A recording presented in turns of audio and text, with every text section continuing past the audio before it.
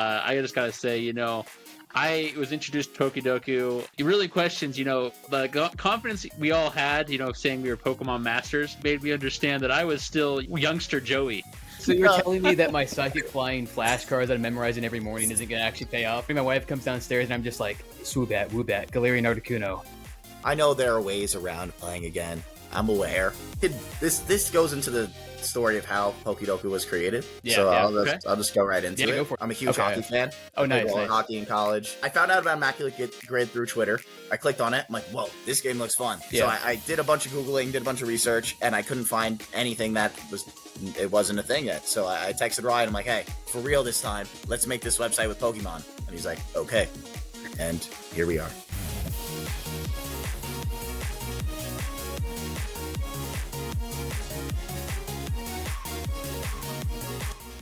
Hey everyone, welcome to the Skill Link podcast, where we chat and get to know passionate content creators, competitive players, and all the voices who continue to make the Pokemon community incredible. Today's guest is special. They are taking the internet by storm with the first Pokemon-based Sudoku game. It's a sensation that is causing every Pokemon fan to rack their brains and remember which Pokemon is which and from which region. They are two lifelong Pokemon fans whose goal is to provide fellow fans with a fun puzzle-based game. And we have one of the two geniuses behind Pokedoku with us tonight. Gotta solve them all. It's Joe with Pokedoku. How you doing? I'm doing great. Thank you guys for having me. I'm very excited. Awesome. We've been, we were talking a little bit before this, but I just gotta say, I was introduced to Pokedoku, and the thing is it really questions, the confidence we all had, saying we were Pokemon masters. It totally made me understand that I was still, youngster Joey. In this dilemma, and I am trying to remember like generations of Pokemon that I've totally forgotten. So we were super happy that you came on the show, that you agreed, and we're just kind of really excited to get to know you guys. As we were chatting, is we were kind of getting into the arrangements of getting together. You mentioned to us that you were going on a cruise. I was just kind of curious, what was your favorite moments from that trip, and is it your first time on a cruise? I was just kind of curious about the trip and what your favorite highlights were. It was my first time on a cruise, and we Nice. had a lot of fun. Maybe a little too much fun, but it was a great time. Nothing wrong with that. My friend is a huge poker player. Nice. My friend Ryan, the other half of Pokedoku, the other half, and he went on a cruise with his girlfriend, and he won a cruise. Oh, no way. He went on a cruise, and then his girlfriend couldn't go, so he asked me to go, and I'm like, why not? Yeah. So I went, and then and it was only supposed to be like a room for two, but then we kept extending it, and then we invited two of our other friends who are not Pokedoku guys, but Yeah.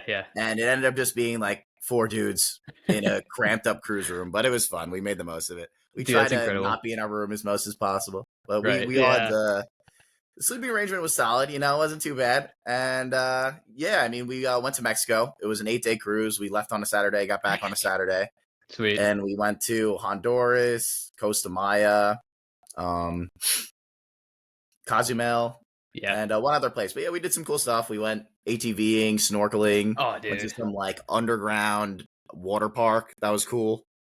Or it wasn't even like a water park. It was like an underground cave, like water adventure you walk through. Saw like all the stalagmites and whatnot. It was nice. It was nice. Cool. I haven't gone on vacation in a while, so it was cool. That's very awesome. I kind of say that, in my personal opinion, I think cruising is one of the best ways to vacation because it's like a road trip, but you don't have to drive. So you can have fun the whole time you're moving, and then you get to the cool places and you see it. And I don't know. I just think it's one of the most relaxing things I've ever done before. It almost doesn't even seem like real life. Right.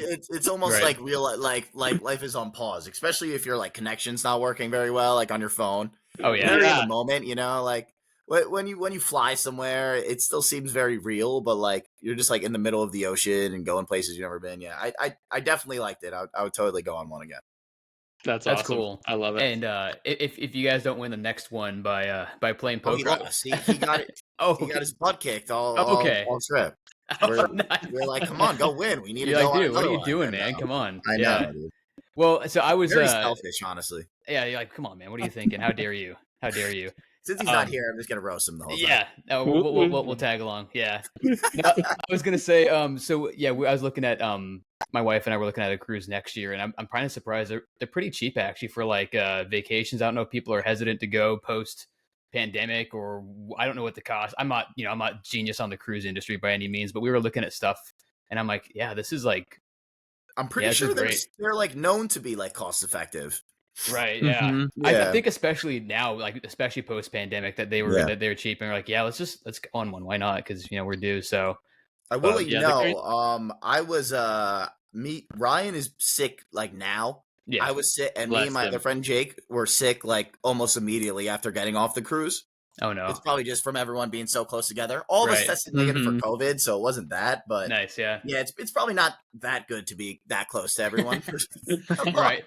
Yeah, you're packed in like sardines in cruise ships. The cabins are super small. There's like a million rooms on a floor, but no, it's fun. So yeah, we wanted to ask you about that. And obviously, we're coming up on the holiday season in the U.S. Do you have any favorite traditions this time of year that you're kind of looking forward to? I'm a Christmas guy. A couple days ago, we got our tree and we decorated it. That was fun. I did that with my girlfriend. It was nice. Cool. Yeah, nothing too crazy. I mean, Christmas Day is obviously great, exchanging gifts and whatnot. Yeah. Love opening up gifts. It's always been my favorite. Love giving some like nice, thoughtful ones too as well. Oh yeah. I love that. What about you guys? We do this. Me and my wife. So I'm married. And I got 2 kids. Nice. And they're 4 and 2. So my wife and I have actually. So as we're getting, helping Santa get things ready for the kids the night before, right? A lot of the time, what we actually do, we kind of start a tradition. Me and my wife is we'll just open up all our presents together, and it's actually been super fun. And then the next day, I go down a little bit early and I'll record all the setup that's happened after Santa's arrived, and then my girls will run down and I record them opening up all the stuff. Nice. It's a good time, and we've actually also there's like a little farm that's also by our house, and so that's kind of become a tradition. We go with my in-laws, and they got like animals, and you do a sleigh ride around the whole property and things like that. So there's a couple of favorites there that I'm really looking forward to this year too. Nice. That's very cool. Yeah, I mean, once you have kids, you got to make it all about them, right? Like my fondest memories. I mean, I love Christmas now, but my fondest memories of Christmas will always be when I'm a kid. Oh yeah. Mm-hmm. So you got to make it about them. It's magic. Just the whole like build up. I mean, the whole holiday season's great, but the whole build up to the actual Christmas day is almost better than Christmas now as an adult. So yeah, it's cool. We got like everything set up now. My wife's been making daily stops at Target and Walmart for like decorations, and I'm like, as soon as I think that you couldn't get more lights for windows or something like that, she comes home with more, which is okay if she hears this. Looks great. Love it. The holiday spirit is infinite, man. It never ends. Yeah, but no, it's cool. Yeah, it's fun, and we want to ask you as well. So obviously, diving more into some some of the content related stuff. Obviously, you have a love for Sudoku. Are there any sort of puzzles that you like? I know, part of the inspiration for the site was like the Immaculate Grid for like the sports stuff, like baseball. I'm a big sports guy as well, so I know for months this year I've been doing the Immaculate Grid, trying to rack my brain of who played for the Raptors and the Nets or whatever, and trying to do my best on that. So yeah, are there any sort of puzzles that you like, and what kind of sports are you guys most into? So this goes into the story of how Pokedoku was created. I'll just go right into it. Go for it. You hit the nail on the head. I mean, I guess it's written somewhere. I think it's in our I don't know, maybe it's on our donation page. But yeah, Immaculate Grid was definitely our biggest influence ish. It was the start. It was the start of the idea because I'm not a big baseball guy. I'm a huge hockey fan. Oh, nice. Hockey in college. And big Ranger fan. I actually have them on in the background right now. I'm not gonna lie to you guys. That's all good, man. Nice. I love it. So I found out about Immaculate Grid through Twitter, and I was like, I clicked on it. I'm like, whoa, this game looks fun. I was like, there has to be a hockey version of this. I go looking, nothing. And I'm like, what? And I'm like, oh man. And I don't know anything about computers. I'm not the software engineer. I do all the marketing and I get all the creators together. I schedule all of that. I made our Twitter, Instagram. Right. I handle all the PR with like our emails and whatnot. So I do all that. And Ryan, he's the genius behind it. when it comes to coding, and he made the website and everything. And he's a software engineer for his job. And cool. When I saw that there was a hockey version, I was like, "Is there any way you can make this?" And I sent him Immaculate Grid. He's like, "Yeah, I could probably do it." And then I went, and then like that was it. Like I went to work, and then like a couple days later, I found Pokedoku, and we're actually friendly with the guy now. We've been messaging back and forth. I was even talking to him today. Yeah, and cool. But like I was like, "Oh no!" But then I was like, you know what? I'm just happy it was made. I just wanted to play it, so I was hyped, and I was playing that every day. And then Immaculate Grid made a hockey version. Yeah. And then Crossover Grid was like another game that came out, same thing. Right. They all came out. I was playing all three of these every day, every morning with my morning coffee. It's like and then I think it was maybe the DLC coming out that like started to get me thinking about Pokemon again, or like I heard like the DLC was coming out. It was a little before then. And then I texted Ryan, and then I was like, a Pokemon version would be great with this, because just replace the teams with the types. Yeah. So I did a bunch of Googling, did a bunch of research, and I couldn't find anything that wasn't a thing yet. So I texted Ryan. I'm like, "Hey, for real this time, let's make this website with Pokemon." And he's like, "Okay." And here we are. That's amazing. And happily ever after, right? Yes, 100%. There was a designer, and the dream came true. I love that. Yeah, moral of the story is just get a best friend that will just make your dreams come true. Who's a software engineer, can do a bunch of cool coding stuff and make all the crazy stuff in your mind reality. It takes you and loses all the poker games. Yeah, that's right. Yeah. That's funny. So then, with that point, then, how did you guys get into Pokemon? And growing up, what was your favorite games? Like, kind of tell us the story of your Pokemon journey as well. I'll be transparent. I'm a very casual Pokemon fan, but I love Pokemon. Yeah. Oh yeah. I grew up playing Pokemon and like watching the show when I was 4 years old. I'm pretty sure that's when I first got into it. I'm in '97, so it was like really getting big around that time, right? Like especially like early 2000s. And I was glued to the show. I started collecting cards. It was just like the 151 back then, and my parents always tell me that they would say a number, and I would be able to recite what Pokemon that was, like in between 151. Oh, wow. I cannot do that anymore. But like I was obsessed. I was obsessed all throughout elementary school. I think once I started getting a little older, I started playing sports. I stopped with the cards. I started collecting like sports cards. And then I stopped with the show. But one thing I never put down were the games. I love the Pokemon games. Oh, yeah. I've still played every single main story game. But I play very casually. I play single player. I played a little competitive. I want to say maybe Sun and Moon, because my friends were really into it at the time. But Pokemon's always been a very relaxing experience for me. I wish the single player games were like harder. I'm not sure if they were harder because I was younger, but I remember like Heart Gold, Pokemon Black, like those were like challenging games. Yeah. Like as is, obviously you could get like you can make it harder for yourself with nuzlocking and whatever, but like now the games they're very simple. I wish they were maybe like a little harder, but I still have so much fun with them, and I still play all of them. I love Scarlet. I love Legends Arceus. It gave me like flashbacks to like XD Gale of Darkness and Colosseum, and that was really nice and refreshing. So that was really fun. But yeah, that's my experience with Pokemon. I just try to collect them all. As cliche as that is. No, that's my go-to. That's what I'm doing right now. I just bought Pokemon Bank, like the premium subscription to it. Oh, nice. Yeah. Or Pokemon Home, I mean. And that Bank was the old one, right? Yeah, that was the old one. Yeah, I went back and I got all my Pokemon for my 3DS because I heard that they were shutting that down. Yeah. So I did that like a handful of weeks ago, and now I'm trying to. That's my new goal. Oh, and I play Pokemon Go too. Nice. Cool. That's awesome. Super well. On your cruise, were you able to find anything with Pokemon Go? I'm just curious. Like, would you be able to? I forgot. I don't even think I went on it once. Nice. But That's so cool. I did rack up some KMs. Heck okay, yeah. Definitely got my steps in. For sure. There you go, dude.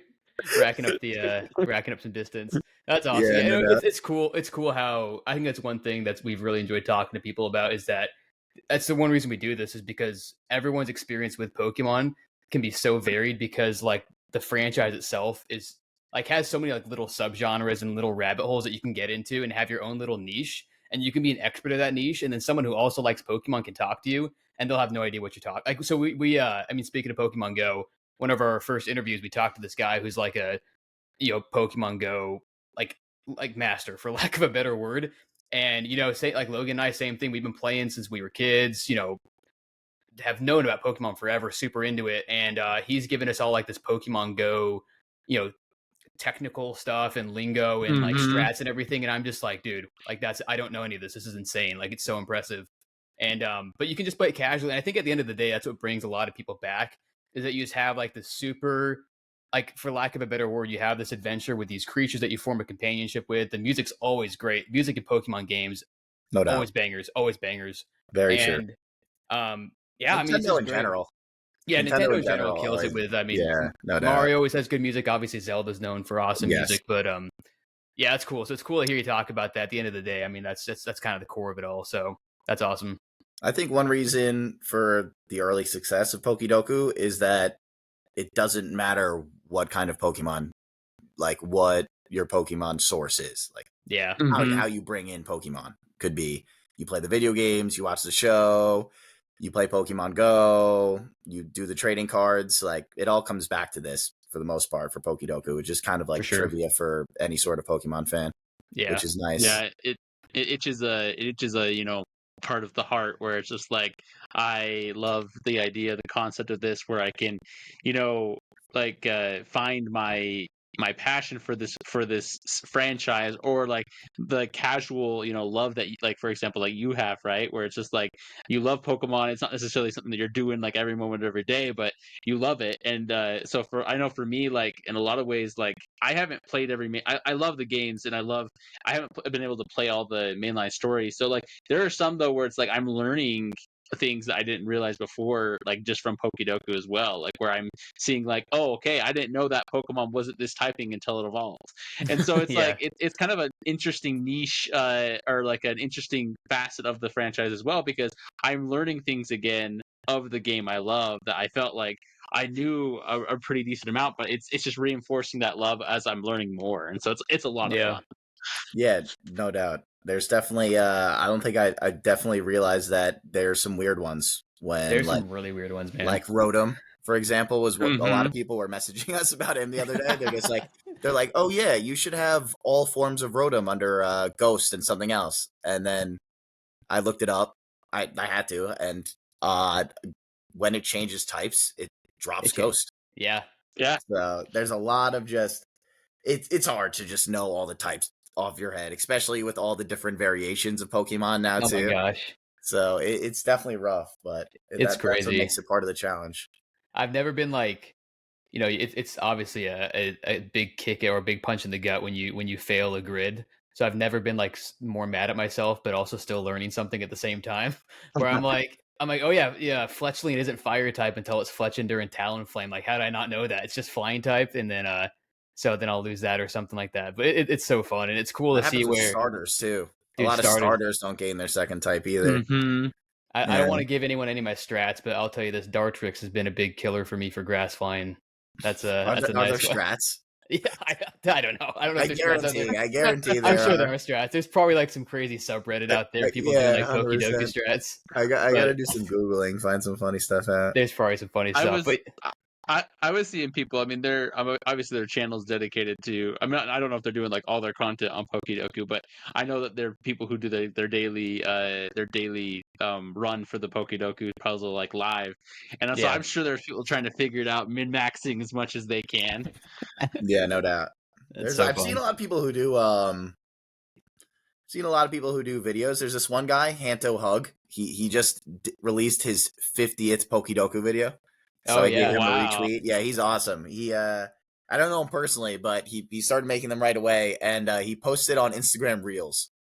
And every single day I go on and I just repost his onto our story. Nice. And he's awesome. Cool. And I've never seen him get any wrong.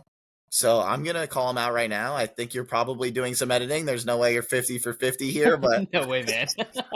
We're calling you out right now.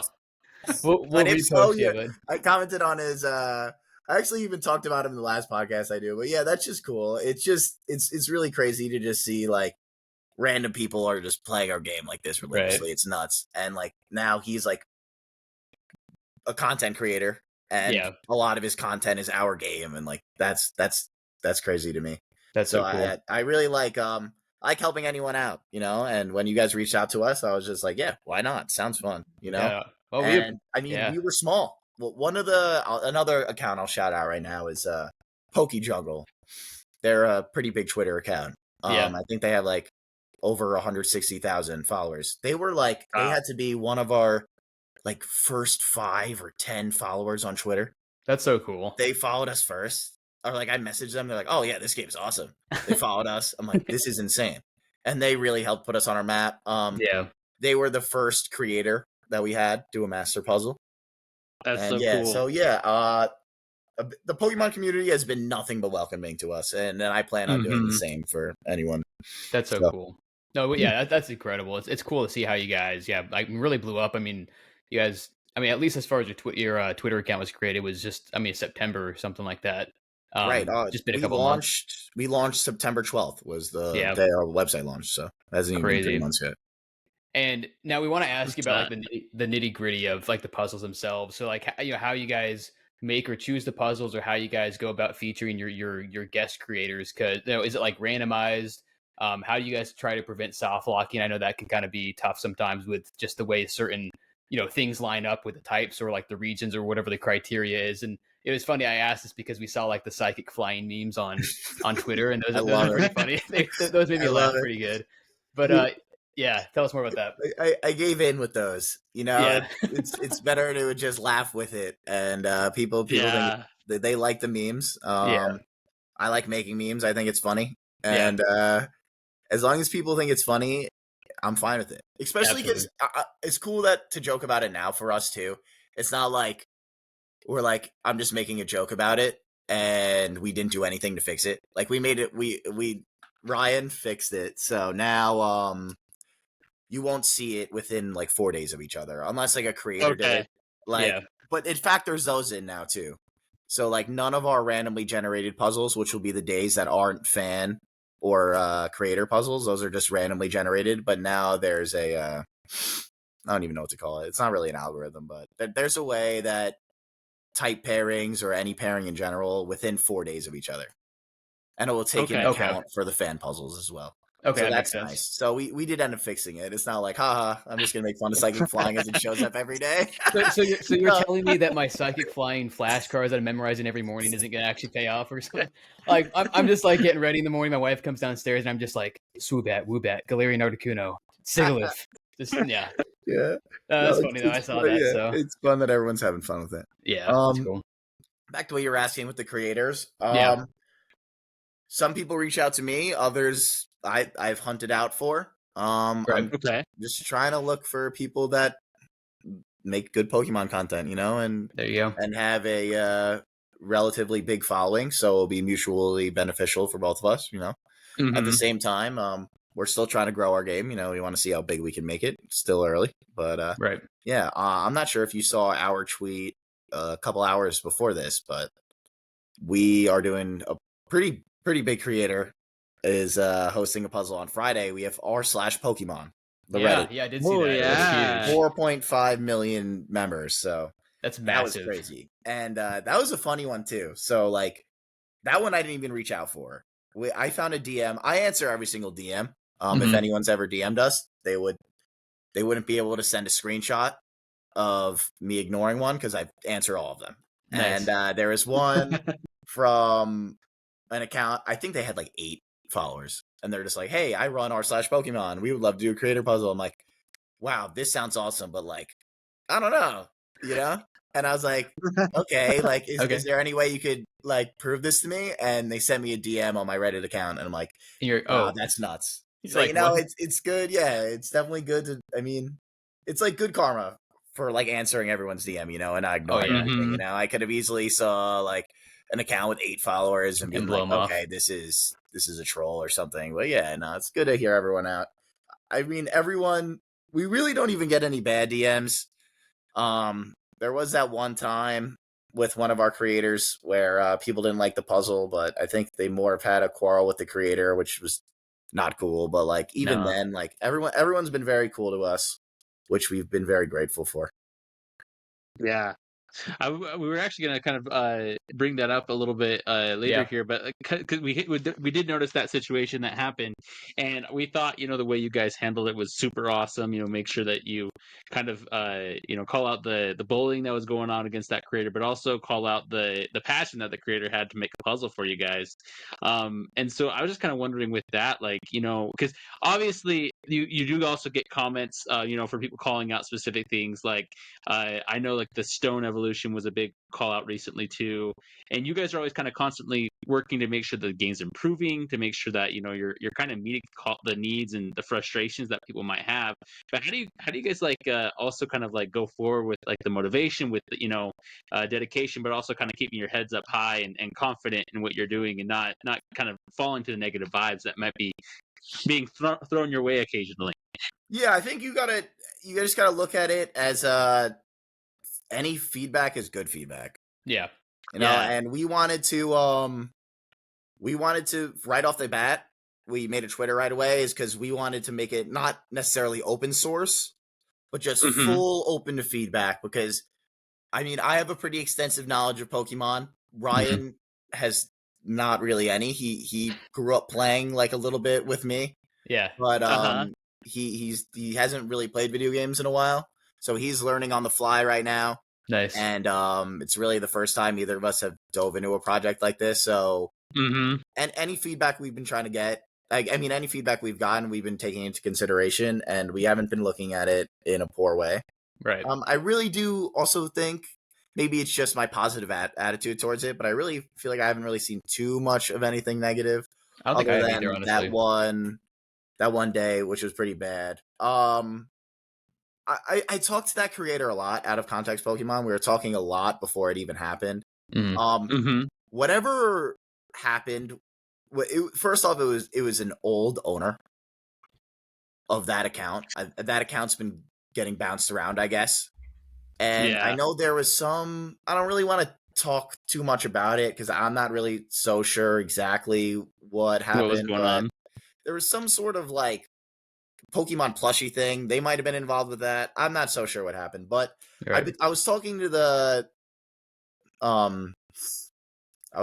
to who runs their page now, and they are awesome and they're super sweet, and I've had no problems with them, and I was very shell shocked to see what happened on that day.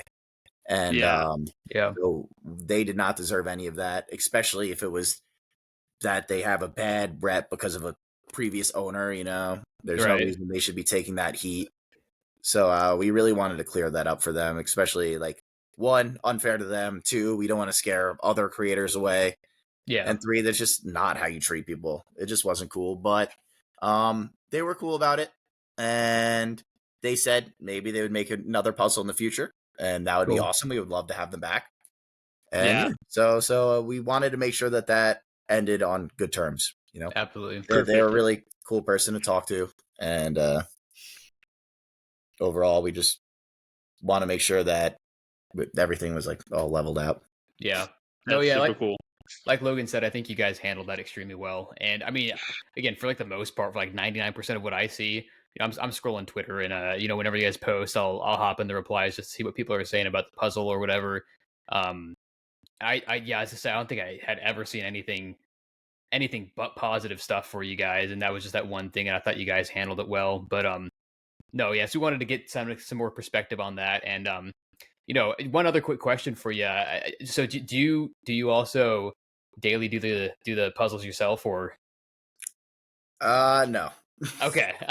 Okay. No, I appreciate it. Yeah, no, because sometimes I forget or whatever. So that's because when you guys implemented like logging in and logging out and having a streak, I'm like, okay, maybe I gotta like hop in a little bit more frequently. But it is a very hard game, and I'm very surprised how many people can do it all the time. And like we have so many fans that can just bust them out every single day. I have completed it a handful of times. There you go. I definitely don't do it every day. Another big reason why I don't do it every day is because we'll get a lot of I know there are ways around playing again. I'm aware. I know you can. There's ways to get around it. I know. I won't say how, obviously. No, don't say. Yeah, don't say. If you have if you're even remotely technologically inclined, but you know how to do it again. Yeah. But I like to keep my board clear sometimes, just in case people are like, "This didn't work for that," so I could try it on my own and see why it didn't work, or like if it did work, maybe they had a misclick or whatnot. So, but other times I'm like, "Wait, this puzzle, I think I could do this one." So yeah, it's half and half. I wouldn't say I play every day, but I definitely try it out a handful of times a week for sure. Nice, cool. That's super cool. And so, I mean, speaking of this, it can be hard sometimes, and kind of, you guys are constantly working to innovate the site, kind of make it fix anything that might have been like an error in the past, or you guys are reaching out trying to find new features, new ideas that you can do to improve it. What are some ideas that you can tease that you might be implementing soon? I was talking with my little brother today, and he's similar, kind of what you were saying, where he loves Pokemon, but he's not always, he doesn't know, his knowledge isn't as vast as some others, and so he's like, maybe an easy mode would have been great for me, or a hard mode, for those who are feeling like they need to go all the way, give it all they got. Mode, I'm just kind of curious, if you like what other innovations you guys are doing, if you're going to do any other kind of puzzle types, or I'm just kind of curious. It's so funny. When we first started, here were the two most messages we got. By far, it was, you should add another PP. 9 is too little.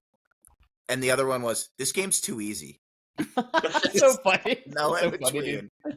So yeah, difficulty modes are definitely something you could see in the future. Right. Like you're saying, we're always trying to work on adding stuff to our game. Our game right now is just pure alpha. Like, yeah, right. We want to keep it to the same roots of how it is now, but there are so many more things we want to add to the website, and I don't want to get too into it, but I can spoil a little bit if you want. Yeah, yeah, sure. So, a big reason why we just did the user system is obviously streaks, and we're gonna do. I'm not so sure about this, but I'll say we have been looking into maybe like having friends and stuff, so that way you can see their stats as well. And we want to dive deeper into the whole stats thing, maybe like how many wins you have, how many games you've played, just basic stats, like some sports related, have a little player card action going on. There you go, man. But the biggest thing with the user system is that everyone's asking for, drum roll, we are working on an archive mode right now. So, there you go. Yeah. Ooh. So there you go. You heard it here first on Skill Link. There we go, man. Yeah, breaking news right here. We are working on an archive mode, yes. So that we hope to release soonish. I don't have a date on it, but the next big update, next game mode you'll see from us is that. That's cool. I know that's tough too, because I know when I was doing like crossover grid or some of the sports ones, like some of them would take a while before they were able to release like previous days and stuff like that. So I know that there's a lot that goes into that. And it's cool, we asked what the difficulty, because I know that you guys all will also share, like people make like challenge puzzles where it's like stuff all the way around the board. Yeah. And it's like really specific criteria. And again, I consider myself like, some days I'm like, hey, I crushed that puzzle. Some days I have to really think about it. But generally I can go for it, get all 9. But these challenge ones that you guys will share sometimes are like insane, where you're talking about like specific abilities, or like can only be female, or can only learn a move in a certain generation, and I'm like, that's hard. That's like it's insane. Crazy. So some people come crazy that people can fill that out. I know, dude. It's crazy. It is wild to see. But we did that once, and then my DMs were flooded with more. So of course, we've been open up the floodgates. Yeah, nice. 100%. The first time I saw it, I was like, wow, this is really neat. Yeah, with like the categories on the bottom on the right, I'm like, this is crazy. And most of the time, I'm just like, hey, if you send me a answer sheet, because I'm not going to be able to figure it out. So if you send me an answer sheet so I know this is solvable, maybe when we have some downtime, I can post it. And I've been posting a few. It seems like people like it. So it's crazy. I mean, I'm looking at one right now. Fans, I'm looking at one right now where it's like originates in Hoenn, learns reversal, first in evolution line, and then if in Gen 1 would be immune to ghost moves. That's just one. People are like, what? And I'm just like, oh my gosh, I'll try a little bit, but it's fun though. But is that that was the Ryolu guy, right? It was the Ryolu. Yep, that was the one a couple days ago. Or he or she, I'm not so sure. It's just Twitter. But They have been awesome. I feel like they cool. it was the first time that we had a DM and they sent me in that, but I always see them sharing a post and be like, I love Pokedoku, I love Pokedoku. Yeah. So like I got a bunch of as I was saying, it was flooded with the challenge puzzles. But when I saw that one, I'm like, I see this person always supporting our game. So once I saw it was from that person, I was like, I'm posting this. And I even DM'd them. I'm like, hey, I always see you like shouting us out, so I do appreciate you for that. So that's so cool. I really wanted to post That's there awesome. for sure. Nice. Really quick, I was also curious, kind of speaking of the kind of types of puzzles and things like that you're looking to implement and things like that. What's your favorite type of grid? Do you like it when it's heavy on the typings? Do you like it when it has kind of more regional squares as well, like legendaries, mythics? Like what's like your kind of favorite style of grid to kind of fill out when you do it? All on the left psychic and then all on the top flying. my personal favorite. There you go. I mean, nothing wrong with that. Just simple. I think the simple ones are nice. Yeah. Yeah, I think the simple ones are nice. They're nice and easy. Not a lot of emails for me to answer that day. But, it's nice on me. Yeah, no, I like the ones for my personal preference that are easier for me to fill out. You know, maybe some Hoenn, some Kantos. I'm definitely more well versed in the older games because I would just binge play those when I was a kid. Yeah. So I like seeing like the Johto, Hoenn, Kantos over there, Sinnohs. That's always nice. What's cool about that is that with like the uniqueness score, like even if a grid is easy to fill out, I know for me, like if I can like knock out all 9 relatively easily, like I can still think of one in that grid, but I'm like, can I think of one that's tougher? Because like it's the challenge to fill it out, but it's the challenge to get the lowest score possible. 100%. So that's what's cool about it is that, there's already kind of inherently some challenge in it to do it that way. So, if it's an all type day, I'm like, okay, well, I can fill that out, but am I going to have a unique score of, 300, or can I get to like closer to 100, which is what makes that really fun as well. So no doubt. We released our game without uniqueness, but it was definitely one thing that we wanted to add. Like I think maybe we were like, I'm not even sure if we did it a month without it, but we really were just too excited to release our game. We're like, we'll do uniqueness on the fly. And of course we got a lot of messages like, you should add this. And we're like, for sure. We know. We're getting there. It's coming. We didn't want to gatekeep this from everyone this long. So we released it without it. Sometimes there's some mind games with the uniqueness. Cause I'm like, okay, for example, like everyone's obviously gonna do Charmander. So maybe I'll pick Charmander anyways. Cause everyone's going to not pick Charmander. Yeah. But then Charmander's always the highest anyways. So it's like, I'm like, yeah, it's always low. I pick Charmander sometimes and it's low. And I'm like, it's crazy. How? But so like what you're saying, the big reason why we want to do the uniqueness was like for the same reason you said. Like when I played Pokedoku, I would always just like I would just try to get like 9 out of 9, but like if the Rangers were on there, I'm like, oh, this is easy. I'm getting to 1%. My Heart Ranger, I know all their trades, so I would always go for like the lowest, most obscure answer for like if it was a Ranger with another team. But that's awesome. My favorite is when, like, in that situation where it's like, I always feel like the middle evolutions are slept on, but they're not a lot of the time when I try and do it. But then, one of my favorites as well is like, I think one time, Josh, you I posted in the channel on our Discord, and then you posted, and there's like that one square where we hit the same one that was like 4% or something like that. It was super low, but it's just kind of fun to see like when you and your friends are all on the same wavelength too. Yeah, it's like, hey, look at you! I see you! I see you! Man. That's funny. Yeah, you guys are in the 4% together. That's awesome. No, man, it's great. No, we wanted to really dive in and get behind the scenes on some of this stuff. So we definitely appreciate the insight. And to kind of switch gears here, we have our rapid fire section, and then we have a shower thought section. And for rapid fire, this is just a couple quick questions where off the top of your head, or off the hip, you're just going to give us a quick answer to these. These are all just Pokemon related. And first thing that comes to mind, we just want to see what you're thinking on some of these. So we're gonna go ahead and get right into that. And if you don't pass, then no, just kidding. It's like super chill. So you get kicked from the call. We're just gonna kick you right now, and Logan and I will talk for another 20 minutes. So we're gonna get Ryan back on here. Yeah. So you'll see these are super easy. So here we go. It's not like a quiz or anything. These are just like stuff that you like or think. So right. Favorite Pokemon type And which Pokemon in that type is your favorite? Favorite Pokemon type? I don't think I've ever. These are some good questions. I've never gotten asked this one before. I'm gonna go with water because I feel like that's usually the starter I go with. There you go. Okay. And my favorite Pokemon is Piplup. So. Oh, nice. Dude. Piplup's good. Excellent choice. Yeah, I love Piplup. I loved Empoleon back in the day. I remember Fantastic I went to Nintendo World with my mom and one of my friends to pick up Pokemon Diamond from the Nintendo store in New York City. Right. That was a cool day. Oh, that's so cool. The day it came That's out, awesome. yeah, so that was fun. So Even though we good. could have just went to GameStop, but I'm an annoying kid. I'm like, Mom, please. It's dope. I'm going to love Empoleon in that line, through our Renegade Platinum Soul Link that we just recently did. Because originally, for some reason, I just didn't love the Gen 4 starters, but I've grown to like Empoleon a lot. It was clutch dope. in our run, and it's a great design, honestly. Next, rapid fire thought is the most underrated region Pokemon design wise. So, which region is underrated in their Pokemon designs? Okay. I'll go with Sun and Moon. I feel like that game was really visually appealing. I like it. That's my answer for that.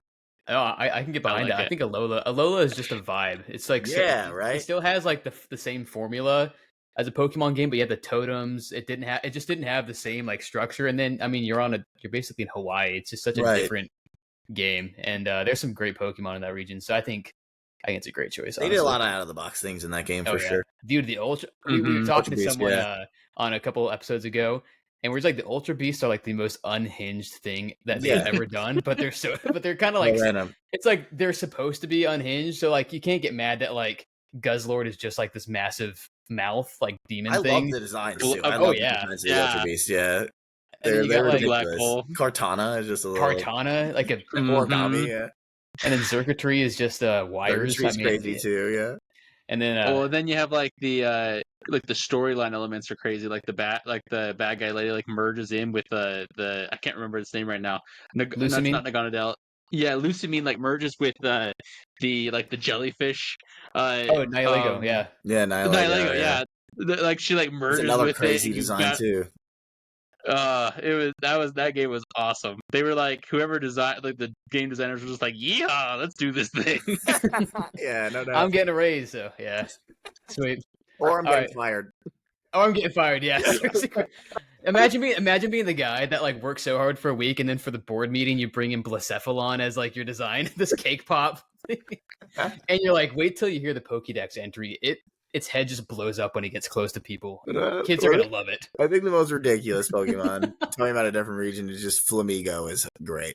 Flamigo is just it's like the string of Flamingo. It's like at least the animal ones are like kind of different, but then there's like Flamigo, and it's insane how that got through. It's so funny. That's hilarious, dude. They have some great character design too. I love Fuecoco. So cute. Yeah. Such good character design, And then just great. Flamigo. Yeah.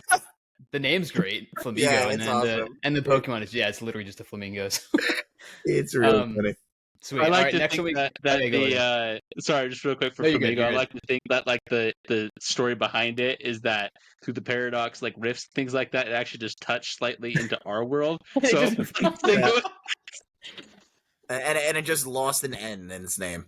Yeah. It's literally just like one day it's at like the zoo or something. Next day it's just in Paldea, and it's like okay, yeah, cool. Just lost a couple letters. All right, next one we got here is what's the most underrated and or overrated legendary in your opinion? So you can either shout one out you think is underrated, or you can make some enemies and say one that you think is overrated. Underrated legendary. That's a good question. These are things I've never thought about, so I don't know about rapid fire. I gotta think. I'm gonna go. I feel like I'll go with the trio. I feel like the legendary dog trio doesn't get enough love from Johto. Yeah, you can't go wrong. Yeah, I love Suicune in particular. It's also Pokemon Crystal was the first game I played. There you go. So you can't go wrong with that. I think Raikou might be like he's definitely the underdog out of those three. I feel like no one talks about Raikou. Yeah. Well, Kasuikun's the game mascot, and then Entei was the movie. Yeah, true. Yeah, no, that makes sense. So yeah, that'll be my answer for that. I like it. I don't know if there's any overrated ones. I would say maybe some Pokemon that you just don't even see. Like or maybe it's because I stopped watching the show, but like I feel like Melioda, like some of those Pokemon that are like so hard to even run across. Like so maybe that'll be my answer for that. But I don't have any. I don't hate any Pokemon. It's not serious enough. I know, right? It's what I was curious because some people have that opinion. Connection to you, like why? Well, it's funny because some people have that opinion, so we were curious. But yeah, it's like at the end of the day, man, it's like, but you really hate Lugia. Like, what did Lugia do? Yeah, again, I completely agree. Yeah, I do think if I competitive battle, there would probably be a couple where I'm just like, oh wait, no, I do hate that Pokemon actually. Right. Like what is it? I mean, I didn't really know much about competitive battling, but just from following and just being part of the community now, was like Incineroar is one of the what is that, like a OP Pokemon right now? Or it's super strong. Hisuian Arcanine I saw too. Hisuian Arcanine's good. Mm-hmm. Yeah, that one hits. Rillaboom's always one that's either somebody loves him or they hate him right now because he's good or he's really good in competitive scene. Rillaboom was a pretty funny Pokemon too. Yeah, just from a design perspective. Thwacky. His name's Thwacky. He just has a stick. He just thwacks people. He just thwacks the drum too. So funny. All right. Next rapid thought is going to be favorite Pokemon track, battle theme, city, town, route, whatever comes to, what music is your favorite?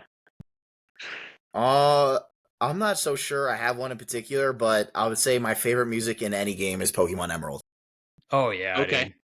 I'm with you on that. Anything from Pokemon Emerald. I think I'll go some Elite Four music. You can't go wrong with the battling. Ooh, battle music. No, is that the that's it. Yep. Just completely blasting it under my covers at night on my I had the Pikachu Game Boy. With the extra bright screen, just burning a hole through the back of my head. That's right, dude. Sweet. Well, so we're gonna hop into our last section here. This is our shower thought section. We just have two for you, and these are literally just like the random things that'll pop into your head over the course of the day. Like you be in the shower, on the way to work, at the gym, wherever you are. And it's like, what if Pokemon did this or Pokemon did that? So we have a couple of those here. And we can share our thoughts as well. It's just kind of stuff for fun. Our first one we have here is, which pseudo legendary would you love to see get a regional variant? So we're talking like the Dragonite, Salamence, stuff like that, right? Because of the pseudo legendary. So we were thinking about putting that as a category. What do you guys think? Do you think enough people? Is there like a big thing with the categories is there needs to be like a strict list. Is there like a strict list of what pseudo legendaries are? I know it has to do with stat, right? There is, yeah. I think it's anything that's over. What is the base stat total? Because it has an actual dex entry. It's it's base stat total exactly 600 or higher, and it's a 3-stage evolution. Okay. It has an official entry on Bulbapedia, so nice. Bulbapedia is like what we've been using for our source. That's pretty official. Like, it's not our database, but it's like where we've been just like, if people are just like, why is this not a legendary? I'll be like, we use Bulbapedia. Go yell at them. Yeah, seriously. Like the authority. Yeah, so it's subjective. It's crazy. That's one thing I did not realize. Dude. It's very subjective because Pokemon just doesn't have a definite answer for a lot of things. No. It's pretty crazy. We just like release it. They're like, you guys can figure it out. Yeah. You guys can rip each other's heads off. It's fine. We'll watch. Eat some popcorn. I remember Volcarona being like released, and I always thought that was a legendary Pokemon, but apparently it's not. 100%. Yeah. I knew, but like it wasn't like Pokedoku when I knew. Once they had like the prior like Evo to it, I was like, I guess it's not legendary anymore, and then like no one thought it was legendary anymore. But yeah, that came out after, right? Well, what is the prior again? Larvesta? Yeah, Larvesta. That came out. Is it the same generation or no? They're Gen 5. They're both Gen 5? Okay. Yeah. But yeah, no, I remember thinking that was a legendary, at least like when I was a kid. Well, I remember that being ridiculous because Larvesta is a basic bug Pokemon, but it doesn't evolve until like almost level 60. Yeah, it's like so weird how they did that. But yeah, the thing with Pokemon, it's weird because you get like all like these, like, because kids play them, like especially when we were kids. And you get like almost like these playground rumors because you don't have like as much access to the internet, or there isn't as much information available or readily available. Right. And so unless you're one of those spoiled kids with like the guides, so like I'd ask for like the Emerald Strategy Guide for Christmas, and I would just read it over like my cereal for breakfast or whatever. But like, these rumors would catch up, so you grow up with the idea of like, oh, this is the way something is in Pokemon, and now you look it up and it's like, what? My whole life has been a lie. I always thought that this Pokemon was this type, or that they evolved this way, or it was this classification or whatever. But yeah, I'd have nightmares about missing no. Oh my god, yeah, dude, missing no. That's like the biggest rumor ever. It's crazy. About what? Yeah, that was a crazy one. I can't remember what happened. There was like I had messed with like a Game Shark on one of my games, and obviously that can can mess with your game a little bit, right? And I remember that I had taken it out and I was just playing a game like regularly, but then like something glitched out on my game. Like the legendary music started playing, and then like my game started going crazy, and I was like, "Oh no, what's going on?" I was like, "It's coming alive." That's it. The cops, they're coming. They found out, dude. No. So funny. But I don't know. Did we get an answer from you on the regional variant for a pseudo legendary? Oh yeah, we got a little sidetracked. Yeah, we got sidetracked. It's all good. It's all good. So I I like the answer of Salamence, but now we have Roaring Moon, so that's kind of similar. Yeah, it's similar.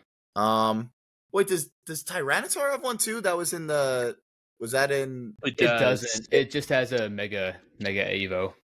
It didn't have. It has Iron Thorns. Yeah, Iron Thorns. Yeah, you're right. So again, with that, a lot like one thing I was talking about on different podcasts is whenever I play these games, I'm really annoying like with spoilers. I hate spoilers when it comes to anything. So like if it's a movie or video game I know I'm gonna get, I don't watch any trailers for it. I just go in. I love going in completely, or TV show, anything. I'll go completely in blank. So I do that with the Pokemon games too. So a lot of the times, like sometimes I'll even like not even know about a Pokemon's existence. Like I found out about a couple Pokemon's existence from like Pokedoku. And one of the things was like Tyranitar. I only played through Scarlet. So I think Tyranitar's paradox is Violet only. Yep. Mm-hmm. Okay, so those two would have been cool answers. What are some other pseudos?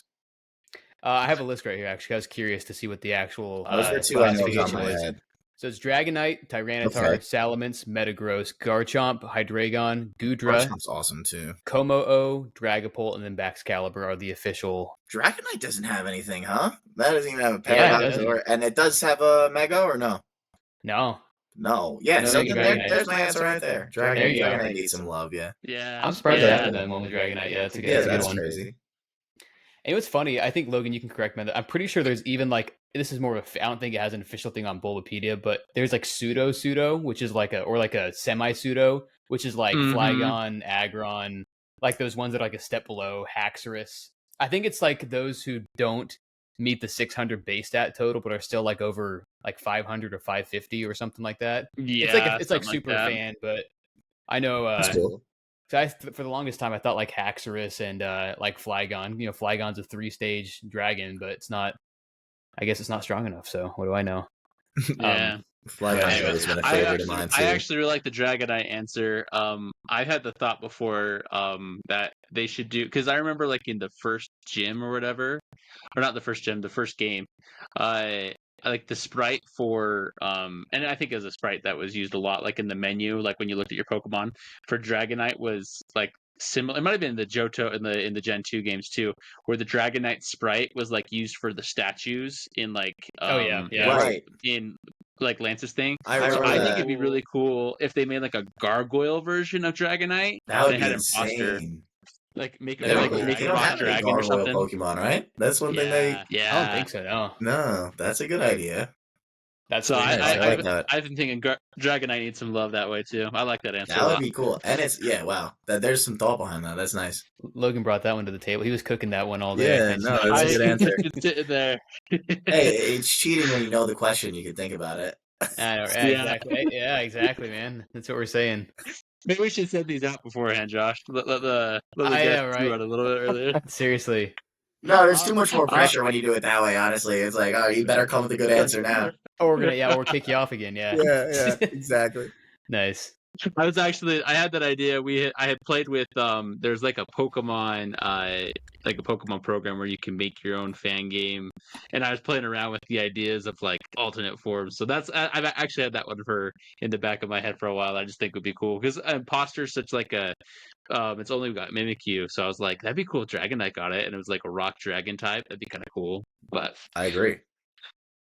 All right. Talking about playing Pokemon on the playground, I just had this random thought of you guys remember? Well, I guess it's kind of fresh in our memory now with Brilliant Diamond and Pearl, but I remember in elementary school I would bring Diamond to school every day. Yeah. And what was it? Every Friday. You would have to go catch Drifloon. Yeah. And for whatever reason, I would have like 100 of them, but if it was Friday, you gotta go catch it. Why not? And I think that was like one of my best memories from literally on the playground playing Pokemon. That's awesome. From playground. Was that Friday? Literally on the playground. Or I think it was a Friday, right? Friday. Yeah, it was. Yeah. Yeah, that's so we'd always play soccer Monday through Thursday, but Friday was strict catching Drifloon outside. It's like, sorry guys, I got better things to do. Yeah. That's awesome. It's time. I love it. So the next shower thought that we have for you today is going to be which mythical do you want to see get special attention again? Whether that's a new form, it could be subject to a DLC, a Legends game like Legends Arceus. If there's a mythical Pokemon that you kind of want to see get some special attention. I like that idea of is there another Legends coming out? There is, right? Or is it all just been rumors? I can't tell the difference anymore. I want to say it's rumors, but I want to say momentum is going towards them actually. I think Legends Arceus is pretty positively received.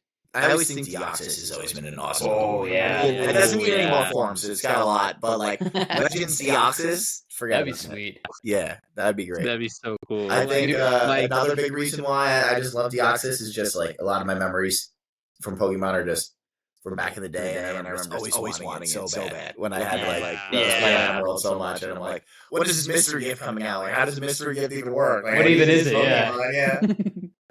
Dude, I think that's why mythicals are so cool. They always felt so unattainable because a lot of them you had to get through the special events. So it's the Jirachi, to get an actual Mew, which I don't think you can even get a legit Mew from in game those games, which is crazy. Yeah, no. Celebi as well as when you have to get through a special event, and that's it. Yeah, I think Deoxys would be a cool one. I don't know how unhinged they would ever be. I mean, were there no games where you could catch Mew or Celebi, even in the newer ones? Could you do it in or are they just all strictly mystery? Because I know you can catch some. You can get a Mew. You could catch Arceus, right? In Legends Arceus. Yeah. So. What are other mythicals that you could catch in some of these games? I mean, obviously, Pokemon Go, you can just catch all of them. Yeah. I think, mythical-wise, I know Darkrai and Shaman. Is Shaman a mythical? Shaman you can catch in Legends Arceus as well. And you can get that one in other games, too, yeah. But I think Mew and I think Celebi have never had, except for an Emerald, you could get Mew in Gold. You can only, so I'm looking at, so you can get Mew in the only way you can get it in the first 3 gens is an Emerald with the old C map, which is just the event item you get. And this is only one, so you have to get that. And then Gen 4, Heart Gold, Soul Silver says event. I think there must have. I never went to any of the events. So I don't have these. I don't have any of these. Remember, I think there's a Celebi event for Heart Gold either. The only time I went to the store, the Nintendo store, to get Diamond that one time, but I think that's the only time. It wasn't really an event. It was an event. Yeah. It wasn't a mystery gift, but it was an event that they had there. Yeah. The only one I know you can get super easily is on Brilliant Diamond and Shining Pearl, if the Switch system you have has previous save data from, I think, Let's Go Pikachu, Let's Go Eevee, or Legends Arceus, then you could get a Mew and a Jirachi. Okay. And that's I have a Mew on my Brilliant Diamond. I got it because I had previous save data from another game.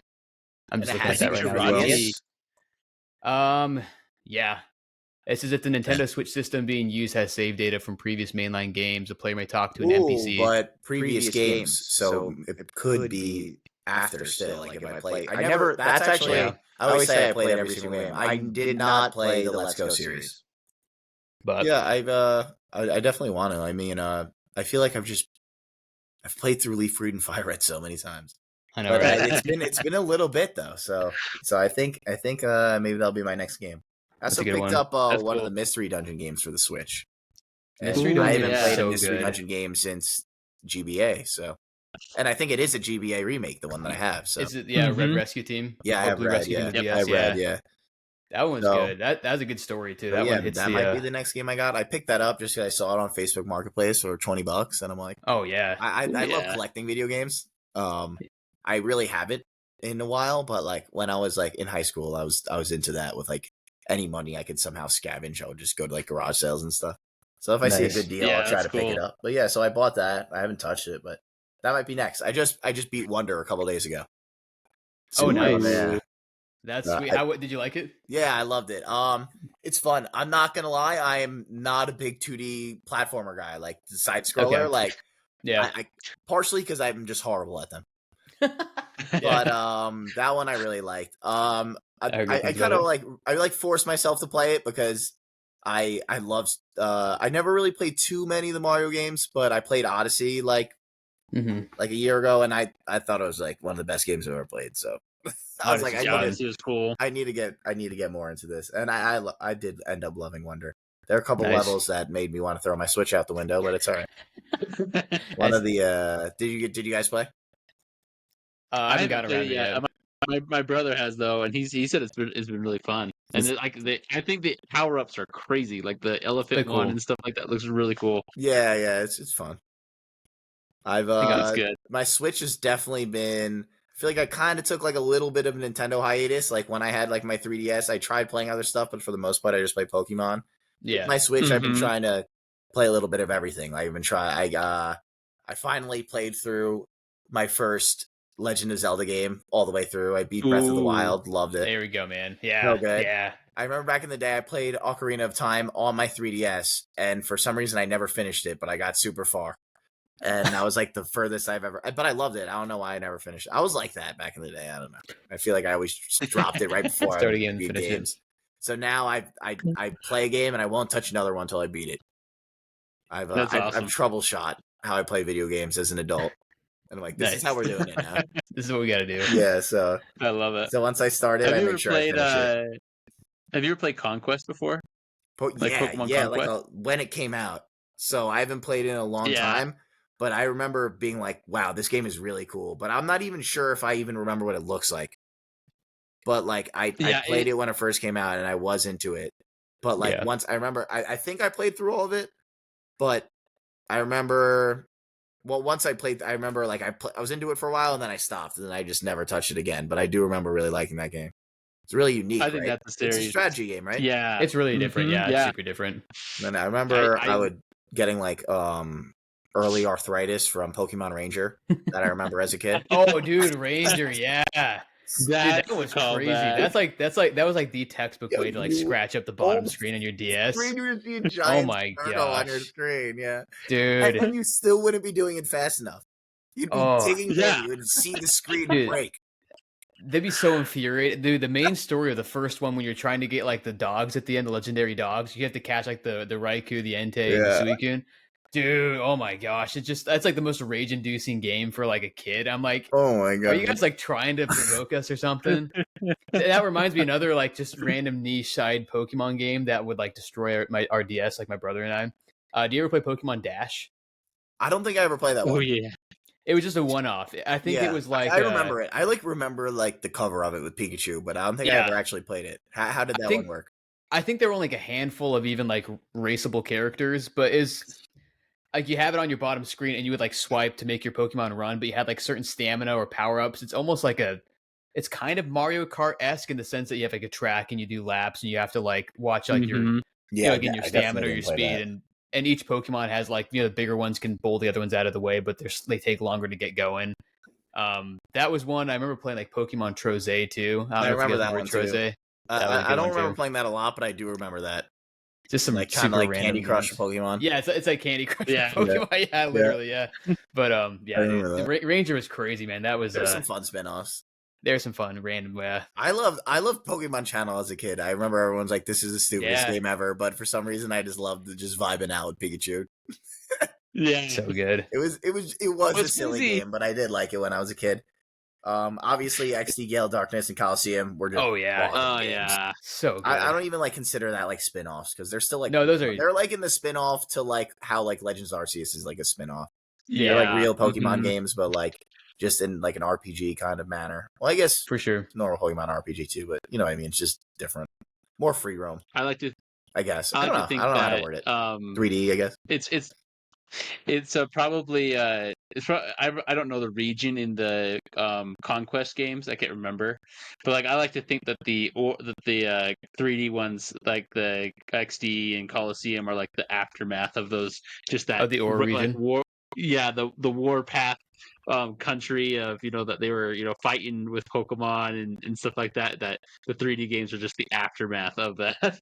Nice, yeah. They all got to connect somehow, Yeah. They leave it to the fans to think what they think, so you might as well get as creative as you want. Might as well read into it. Yeah, dude. Yeah, we talked about it on previous episodes, but we love Coliseum and XD. Those are good ones. And then had Battle Revolution on the Wii. They were like creepy too. Yeah, they're like kind of dark. They had a dark on the edge of your seat too. Yeah, I remember really being into those games. I'm not sure if I ever played Battle Revolution. I don't think I did. Was it similar? It's basically just a battle simulator. Yeah. It looks a lot like Coliseum and XD, except it's just on the Wii, so the port looks a little cleaner as far as the graphics go. But it's basically a battle simulator. Okay. Where you could like port over your Pokemon from Diamond, Pearl, and Platinum. But it was good. No, I mean for what it was. I mean it's basically kind of like Pokemon Stadium and Stadium 2, but for the Wii and up to Gen 4. But yeah, dude, no, Coliseum and XD were crazy because I mean, first of all, you're not playing as a kid. You're playing as like this. Aren't you like technically a criminal or something? Or I know you because you steal something from the Snag and base of Coliseum. You blow up their base like in the opening cutscene. Yeah, I was like, I'm like 10 years old, and I'm like, did I just like kill like an entire organization in the opening cutscene? I think got me the wrong Pokemon. And then yeah, it's Pokemon. It's so cool because like so he steals the stuff. And then, like, he's, like, wearing his sunglasses, like, and then, like, he rides off on that awesome motorbike. Oh, yeah, and, like, he's riding off. You see the Umbreon and Espeon jump into his thing, and then he's riding off. Like, he smiles, and then it blows up, and then he just goes off. I was like, dude. Oh, my gosh. So cool. Yeah, no doubt. Those games are great. Anyways. Last spinoff I could think of that I played was Pokemon Pinball on Game Boy. Oh yeah, Pinball too. And that was the Ruby and Sapphire, and that was fun. Yeah, that was good. I was like, you could like catch Pokemon while playing pinball. It was cool. That was so sweet. I would just kill time with that. I remember that was a good one. It was always cool when you got an encounter in that, and like you got something like rare. Like that was just like, oh, that one Pokemon that you needed to fill out the Pokedex, right. And that felt so good. Yeah, no doubt. Sweet, man. Well, hey, again, we really appreciate it. You hopping on and chatting with us about, of course, what you guys are doing, and just about other stuff related to Pokemon, how you kind of got into things, and again, we like we said before, you guys are doing awesome work. Like the way you guys are running things, the actual product, the site itself is extremely clean. It's awesome to hear you guys thinking of new things, like really taking into account what the people want, and it's really, like you said, you've really like kind of fostered this really positive community. It shows a positive side of the community as well, where it's great. And I think you guys are doing awesome work. And it's been an absolute pleasure to talk to you. It's clear to see why you guys are so successful. It's 100% deserved, and we're excited to see what you guys have around the corner. So speaking of that, before we sign off, I know we kind of talked about it earlier, but do you have anything else you can kind of plug or tease? And then in addition to that, do you have any sort of nuggets of wisdom you can leave our listeners, whether it's related to Pokemon, related to life, any sort of wisdom you can impart upon us? So yeah, archive mode is definitely one thing. That's going to be the next big game mode you guys will see eventually. I'll say this just because anytime anyone messages me about it, I say that we're working on it. We will have an unlimited mode. It will come out eventually. It's not what we're working on right now. I mean, cool. we loosely right now our main focus is archive mode, but yeah, unlimited mode will be a thing. Right now, another reason why we're taking it slow, we've both been working full time, like besides this, but makes sense. There's like a business side to it as well, and we've been working on things with that too. We wanted to try to make like our own like gaming company.